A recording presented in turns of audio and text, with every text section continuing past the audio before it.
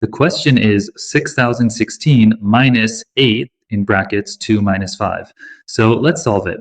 16 minus 8, that becomes 8, and inside the bracket 2 minus 5. Sardar asks, inside a bracket 2 minus 5, or it'll be minus 3. Now when we remove the bracket, we'll multiply. So what happens then?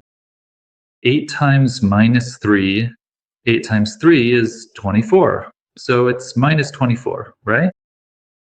That's right, write the question. 16 minus 8, in brackets, 2 minus 5, and if the bracket is through, then first we'll solve the bracket. So 2 minus 5 is minus 3. Inside the bracket, so let's solve further. 16 minus 1, inside the bracket, minus 3. Let's solve further. 16 minus 8 times minus 3.